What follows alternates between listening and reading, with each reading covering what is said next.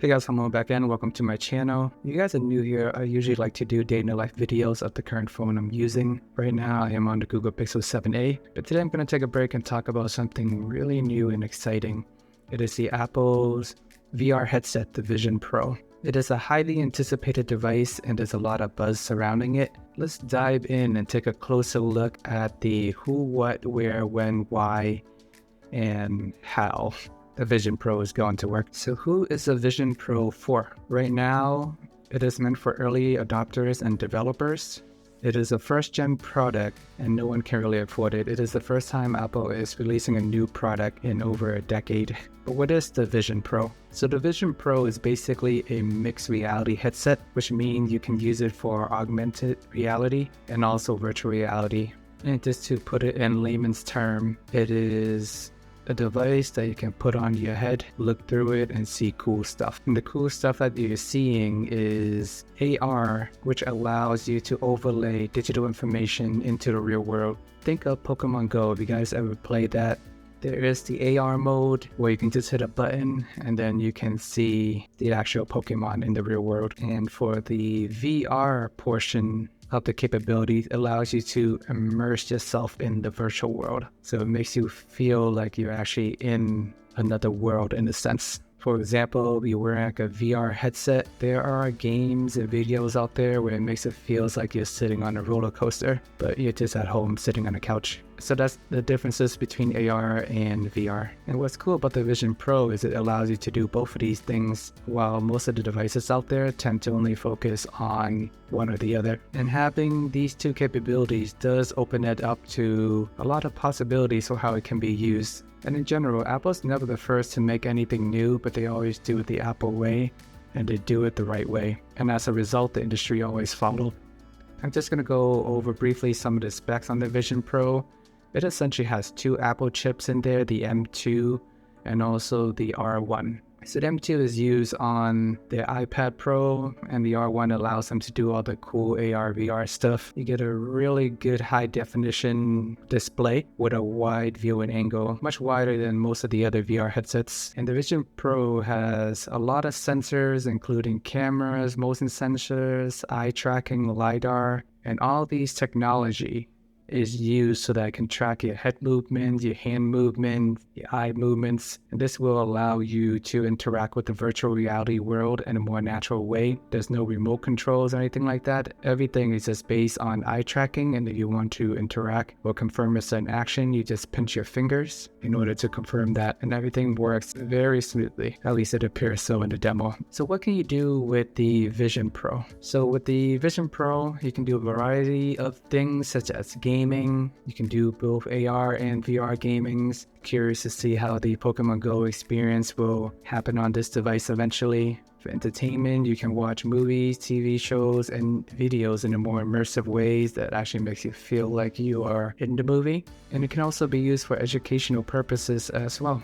You can learn new things. It can make it feel like you're actually in a classroom. I know some people learn better in class compared to just staring at a computer screen looking at modules. It can also be used for productivity. It can work on documents, presentations, spreadsheets in a more immersive ways. And it can integrate into the Apple ecosystem. So one of the things that Apple can do that no one else can is just have the ability to make everything talk to each other really well. For example, you look at your MacBook while you have the VR headset on. In theory, it will allow you to interact with the Mac and use your Mac with this headset. You might end up needing a Bluetooth keyboard or a mouse in addition to that, but it's a pretty cool features and I'm looking forward to see how it's going to work. So where is this Vision Pro going in the future? I personally think there's a lot of potential for it, and the first thing it reminded me of is when the original iPhone was released. Back in 2007 when Steve Jobs first introduced it, literally changed the world and became the hub for everything. I remember him saying it is an iPod, a phone, an internet communicator all on one device. So, three things: a widescreen iPod with touch controls, a revolutionary mobile phone, and a breakthrough internet communications device. An iPod, a phone, and an internet communicator. An iPod, A phone. Are you getting it?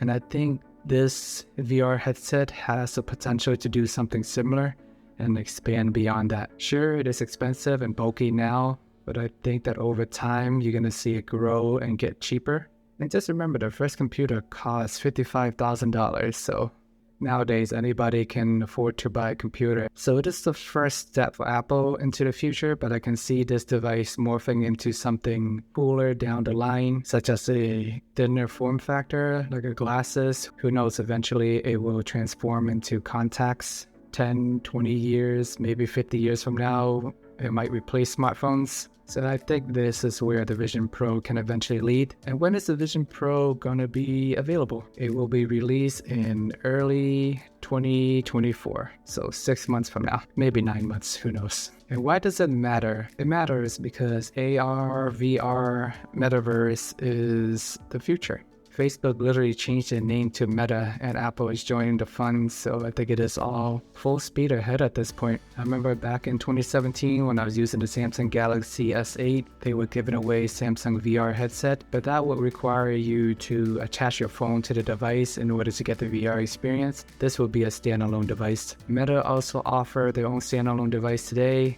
And even Google was joining in on the fun back then. Remember Google Glass, where everyone was making a big deal out of it? I think it was too early for the time back then. Google had to shut that down. But who knows, now that Apple is doing it, the time might be right. Then Google also had the Google Cardboard later on, where they offer a cheap way for you to access VR. You can buy one of those cardboard, slap your phone in it, and get VR experiences. But like I mentioned before, Apple's never really the first to do a lot of these things, but they do it very well once they do decide to do it. So Samsung actually released their Gear smartwatches way before the Apple Watches, but we all know how the story goes. Apple is probably one of the most popular smartwatches in the world today. Google Wallet been around way longer than Apple Pay, but whenever Apple does something, they set a standard and then the whole world follows. So Google Wallet never really took off the way that Apple Pay did, but once Apple released their Apple Pay, Google Pay follows, Samsung Pay follow, and just the way it is. Apple dropped the headphone jack, everyone does the same. Apple took away the charging bricks whenever they ship out new smartphones, and this is a trend we're still seeing today. So why it matters that Apple is doing it now is it is the first brand new product for them in over 10 years. It is the first generation device,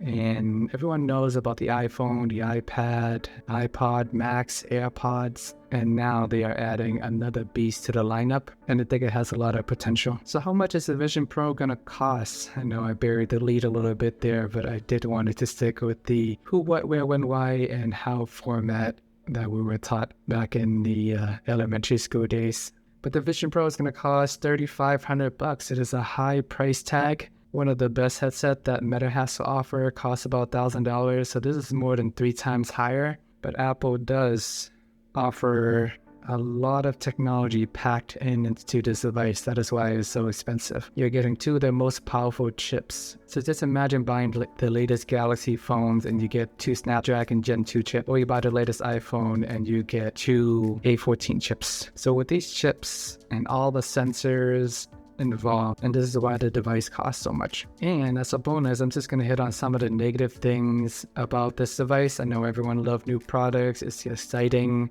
but you always got to look at the good and bad of everything. So first of all, it's just the price, $3,500. No one's going to be able to afford it except for the super rich early adopters and the hardcore developer who's going to help make this product grow over time. It is made of metal and very premium material, so it's going to be heavy. I imagine it's going to be tiring holding in your head for at least half an hour. So I know it's like a first gen device, but over time, hopefully they find a way to make it lighter and still just as powerful. And one thing that is a little bit odd is it only has a 2 hours battery life. I mean, I don't think most people are going to use this for more than 2 hours anyways, but if you're watching a movie, that could be 2 to 3 hours. Then you would need to connect it to a wire. It's kind of odd to have like a wire connected to the device and it's in your pocket and it's on your face. Who knows, when you're swinging your arm around making all these gestures, you might knock off the wire by accident. So it's kind of a weird design for Apple, to say the least. They usually have these things thought out, and I don't think going back to wire again it's the best look for them. And all these AR and VR stuff is really cool, but at the end of the day, there is no haptics built into this device. So for example, if you're interacting and watching all these immersive scenes, you have a butterfly land on your finger or something is popping at you, you don't really get that sensation and don't feel anything, you just see it. So I think there's a slight disconnect there. Who knows? I'm curious to see how that is going to develop over time. They can find a way to integrate haptics and some more 4D effects. That would be cool, but that would probably require more sensor and it's going to cost more on top of that. So overall, the Vision Pro is a powerful new VR headset that has the potential to revolutionize the way we interact with technology. It is a high-priced device, but it's packed with features and capabilities that may be worth investment for some users. So if you're interested in both VR and AR, it's definitely worth keeping an eye on. So these days, everyone is talking about AI technology on one end, and on the other end, we got all these cool stuff going on. So it's nice to see how these things are going to continue to grow and develop over time. Most normal people can probably just sit back and relax to see where the technology take us. But thanks for watching. Hope you guys enjoyed this video. If you did, please like and subscribe to my channel for more videos like these. Be sure to leave a comment below. Let me know what you think about the Vision Pro. Thanks again and see you guys in the next video. And if you guys are interested in watching my day in a life video with the Google Pixel 7a, please check this video right here.